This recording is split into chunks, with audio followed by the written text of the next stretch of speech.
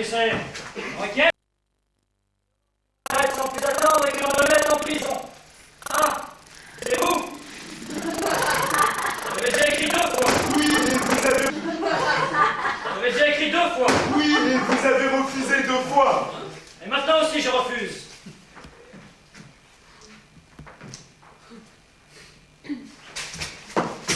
Refusé? Mais pourquoi? Pour quel motif? J'exige que vous me donniez la raison pour laquelle... Vous ne pouvez être arrêté pour convenance personnelle. Est-ce que c'est que c'est peut-être pas bien en liberté? Non! Pas bien du tout! Jugez vous-même. Tous les habitants de la ville ont été arrêtés. Tous sauf moi. Tous mes voisins, tous mes collègues de travail, mes connaissances. Qu'est-ce que je dis, mes connaissances? Tous mes parents, oncles, tantes, cousins, cousines. Ils sont tous été arrêtés. Ils sont tous dans votre prison. Et moi, je suis seul. Seul dans tout l'immeuble. Seul dans tout le quartier. Seul... Alors, dites-moi au moins pourquoi et qu'est-ce que ça veut dire? Pourquoi est-ce qu'on ne m'a pas pris, moi, hein? Vous dire ça là comme ça de mémoire, je ne peux pas. Il y a sûrement une raison. Oh, une raison banale. J'imagine. Vous avez oublié de me mettre sur la liste et alors moi... Voilà, pour une simple négligence de je ne sais qui, c'est moi qui écope. D'ailleurs, je demande que l'on me mette sous les verrous sans plus attendre. Mais je ne peux pas faire ça, je vous l'ai déjà dit. Ce serait bien volontiers, mais je ne peux pas.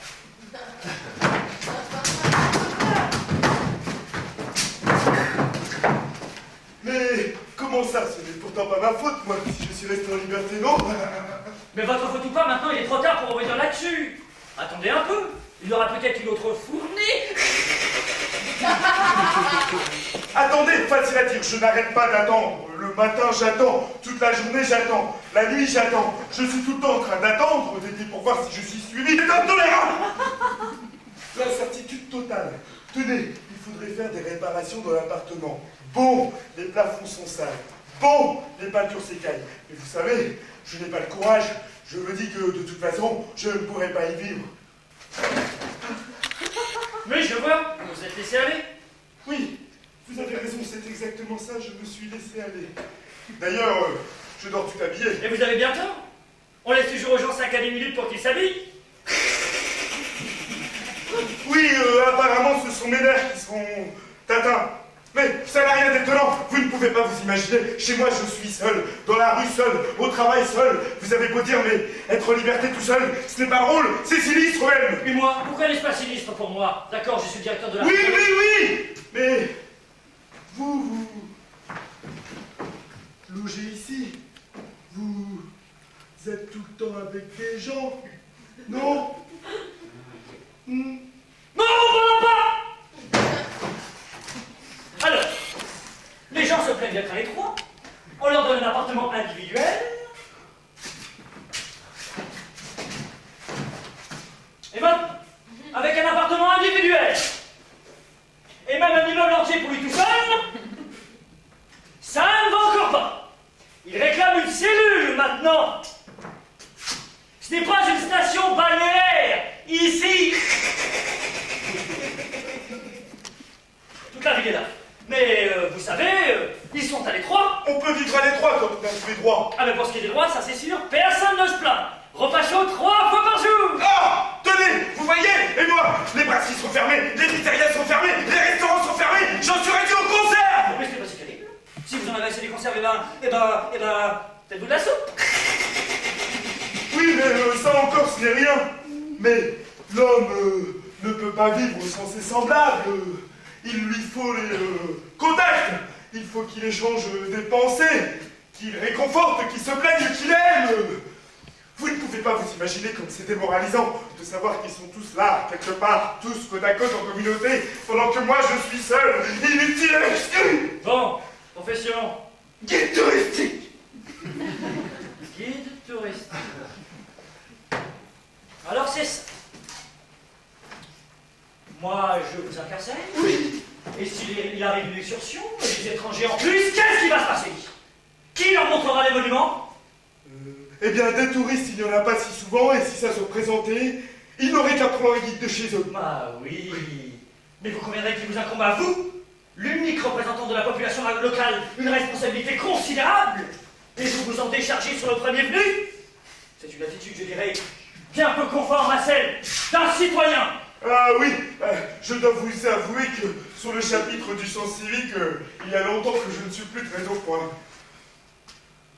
Ah, et qu'est-ce qui vous fait dire ça? Oh, eh bien, tout me porte sur les nerfs, la radio, la télévision, aucune envie de lire les journaux.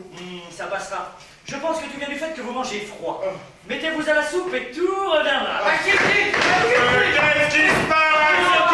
Qu'est-ce qui se passe? Calmez-vous. Mais qu'est-ce qui se passe là, sergent? Brix? Ah non, pas du tout, camarade directeur. C'est mademoiselle Marousta, 27, qui fait un scandale. De quoi s'agit-il? Qu'est-ce qu'on lui a fait? Les prisonniers préparent la mise en scène de Hamlet, prince du Danemark, pour la journée d'Inversion. Et elle exige qu'on lui donne le rôle de Hamlet. Et alors, pourquoi ne le lui donne-t-on pas? Mais c'est un homme, Hamlet. Ah bon? Qui? Elle dit que lui, parce qu'elle n'en sait rien. Ah si, elle le sait, on lui a tout expliqué. Et le directeur d'Anthropotique l'a expliqué. Mais elle reste sur ses positions. Un homme qui dit, envoyez une affaire. Et c'est Stanislavski, c'est une femme qui peut Hamlet. Alors moi aussi, je veux jouer celle-ci. Bon, très bien, sergent. Allez dire au directeur de la troupe qu'on lui donne ce rôle. Et pas de scandale. Si. Voyons, camarade directeur, vous croyez vraiment qu'il obéira? Nous lui avons déjà conseillé, hein. Mais lui, il dit, mêlez-vous de vos affaires, je n'ai pas à dire sur ordre de la direction, qui dit. Bon, très bien, sergent. Rompez! Si. Ils arrangeront entre eux? Tenez, vous voyez, ils sont autonomes, ici, là. Le théâtre, la vie. Alors que moi, je ne peux même pas aller au cinéma, ils sont tous fermés! Bon. Si les spectacles vous manquent, on pourrait voir vous inviter ici quelquefois. Oh. Le soir. Pas le matin, hein? Ni l'après-midi. Ni le... Non! C'est une demi-mesure. Et après, il faudrait que je retourne dans mon appartement, il est froid. Et puis, si vous voulez savoir, j'ai même peur de dormir. Et vous avez bien tort. Qui craignez-vous? Il n'y a personne, tout est calme. Un silence de mort! Oui, un silence de mort. Mais vous savez comme c'est affreux, ça. Dans la journée passe encore, il y a des haut-parleurs à tous les carrefours. Ça donne malgré tout une illusion de vie. Non, camarade directeur, je vous le déclare de la façon la plus catégorique, je ne peux plus vivre comme ça. Il faut que vous m'arrêtiez aujourd'hui même, un instant. Sinon, je dépense une plainte, heureux. Mais vous l'avez déjà fait, semble-t-il. J'ai écrit au colonel, mais je n'ai pas reçu de réponse. J'écrirai encore, je suis sûr que finalement, on vous obligera à satisfaire ma demande. N'allons pas faire de pronostic. Pour l'instant, je ne vois aucune possibilité. Je vous le répète, je n'ai pas le droit de vous incarcérer sans motif. Ah, mais quel motif vous faut-il? Eh bien, ne serait-ce qu'une dénonciation. Une vulgaire dénonciation. Ah, mais d'où voulez-vous qu'elle vienne, cette dénonciation, puisque je n'ai ni voisin ni collègue de travail? Eh bien, pas forcément d'un voisin. Cela peut être aussi n'importe quelle bonne volonté. Une dénonciation désintéressée est encore plus convaincante. Mais comprenez-moi, pas âme qui vive. Où irais-je prendre une bonne volonté? Non, ça je ne peux pas compter sur une dénonciation. Et d'ailleurs, pourquoi faut-il absolument une dénonciation? Mais je vous le déclare moi-même, je ne suis pas un bien-pensant. Ah? Et comment cela se manifeste-t-il? J'ai de mauvaises pensées. Combien de fois par jour? Oh, pas beaucoup. 5 fois. 5 fois. Non, 6. Parce que, vous voyez, depuis que je me suis mis à réfléchir sur notre vie, eh bien la question qui me tourmente le plus, c'est pourquoi est-ce qu'il y a tant de gens qui ne sont pas d'accord? Parce qu'enfin, si toute la population, toute la ville est en désaccord, c'est bien qu'il y a quelque chose qui ne tourne pas rond. C'est donc ça, vous êtes un dissident. Oui, si vous voulez. Mais alors quittez-vous là, vous calomniez, je vous plaisantais. Camarade directeur, permettez-moi de vous faire mon rapport. Allez-y. Le décorateur fait des décors abstraits, là. Et vous avez parlé avec lui? Nous avons essayé de le convaincre que ce n'était pas bien du tout, que ce n'était pas typiquement shakespearien. Et lui? Et lui, fixez-moi le temps, il a dit, je n'ai pas à vous demander ce que je dois peindre, j'ai dit. Le public a passé les bords, nous n'avons plus aucune prise sur lui. Camarade directeur, quels sont les dents? Restez près du téléphone. Je vais m'en occuper moi-même.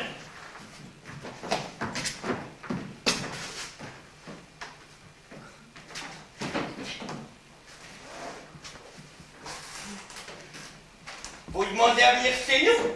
Je ne demande pas, j'exige. Ça ne donnera rien, ça, hein? Pourquoi donc? Il n'y a pas de place, là. Bon, voilà des fariboles, c'est une raison, ça, dans une affaire aussi grave. Il est impossible qu'il n'y ait plus une seule place dans une prison de cette taille. Le stade aussi, il est grand, mais il arrive des fois qu'il soit complexe. Et pourtant, je ne peux pas croire qu'il ne reste plus une seule place. Il en reste au moins une à tout hasard. Nous avons bien une petite cellule. Seulement, il est peu probable qu'on vous y loge. On n'y met jamais personne. Et c'est là que le directeur se repose, sinon il ne pourrait pas fonctionner. Il travaille 14 heures par jour, alors quand il est à bout de force, on l'emmène là-bas et nous l'enfermons. Il se repose 2 heures dans le calme absolu. Il aime beaucoup cette cellule. Et c'est vrai,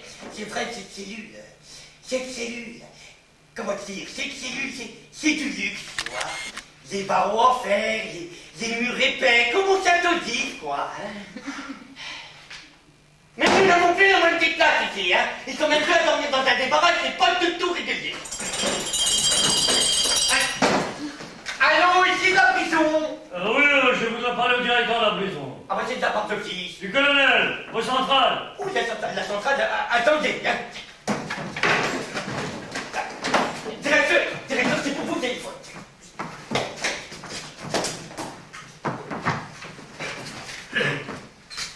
Allô, ici le directeur de la prison, j'écoute. Mais oui, mon colonel. Ce sera fait, mon colonel. Bien, mon colonel. Eh bien, voilà la réponse à votre plainte, c'est un refus. Comme vous pouvez le constater, ce n'est pas de la mauvaise volonté de ma part. Un refus? Mais pourquoi? Pour quelle raison? C'est un vrai coup monté. J'irai me plaindre au général, je vous mettrai à la raison, bureaucrate sans cœur démagogue. Vous criez que chez vous tout est fait pour l'homme, mais en fait, l'homme vous en tamponnez. Vous n'avez qu'une idée en tête, pour remplir les poches, la panse et les armoires, profiteur les joies de caméléon. Calmez-vous. Vous vous en allez. Je ne prends pas en compte des déclarations proférées sous l'emprise de... Ça ne vous suffit pas? Eh bien, vous allez voir. Ah, donnez vos autorités! Eh ben, j'en crache dessus! Mais alors, qu'attendez-vous? Arrêtez-moi! Je suis un criminel, déjà! J'ai porté atteinte à votre idole, alors! Merci. Sergent, apportez-moi de l'eau. Si. Ah, c'est comme ça! Vous ne voulez pas me mettre en prison? Eh bien, j'irai tout seul! Mais arrêtez-vous! Puis donnez l'alerte! Et bien donnez l'alerte! Alerte! Et prenez-le vivant! Allô, j'écoute. Vous l'avez localisé?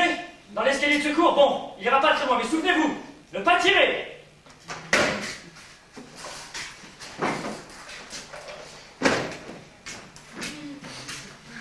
Allez, plus de menottes.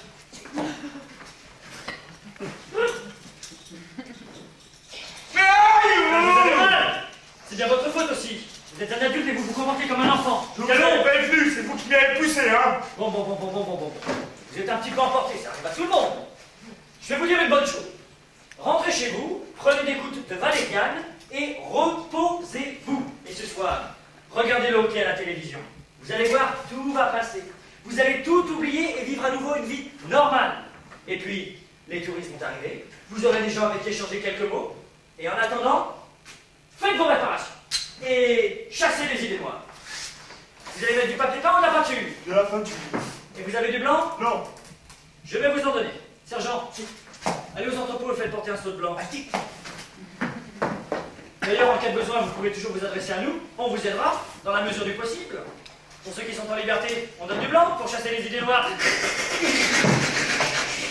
Seulement, je vous préviens que ça ne changera rien, je plaindrai! Alors, plaignez-vous, c'est votre droit. Je vous déclare que j'accepte votre blanc sans aucun sentiment de reconnaissance. Car ma situation misérable, je n'appelle qu'à vous. Comme vous voulez, sergent. Accompagnez le visiteur sans quoi, avec le blanc, on ne laissera pas passer. À bientôt!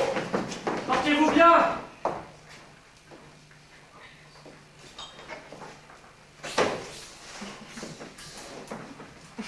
Il est parti? Oui, Et il n'a opposé aucune résistance? aucune. Il marchait de son plein gré, mais en boitant un petit peu. Ouais. Mais c'était fin. Oui, sergent dur, celui-là. Il n'a pas fini de nous en faire voir. Mais mes camarades directeurs, pourquoi refusez-vous de le prendre? Si c'est ça dont il a besoin. Mais sait-on qui a besoin de quoi? Il faut penser les choses à l'échelle de l'État. Si on laisse un homme en liberté, c'est qu'il y a une règle.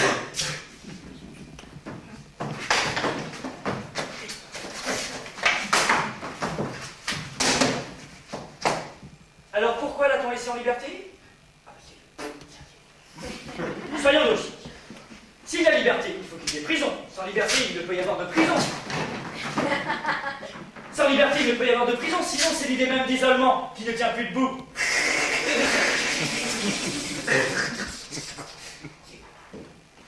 De la même façon que l'antithèse n'existe que relativement à la thèse, l'absence de liberté comme concept n'existe que par rapport à la liberté, et inversement. L'absence de liberté implique obligatoirement l'existence de la liberté. Ouais, autrement dit, l'existence des prisons implique obligatoirement l'existence de la liberté, comme idée, et par conséquent, l'existence de celui qui est porteur de cette idée, en l'occurrence de notre individu à qui j'ai donné le blanc. Mais du fait de sa psychologie primaire, mais peut-être simplement de son égoïsme animal, l'individu en question se refuse à comprendre qu'il n'est pas simplement un vulgaire habitant de cette ville, une personne privée, mais qu'il est porteur d'une idée, une sorte de contrepoids qui maintient le plateau de la balance au niveau nécessaire, la partie d'une unité contradictoire, en vertu de laquelle nous devons, vous et moi, le maintenir dans la situation qui est la sienne et le protéger comme la prunelle de nos yeux.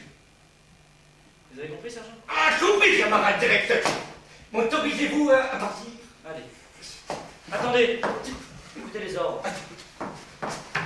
Dans le but de prévenir toute tentative de fuir la liberté, j'ordonne le renforcement de la surveillance de la prison. Les gardes en poste sur les miradors devront se tourner face à la ville, leurs armes également braquées dans cette même direction.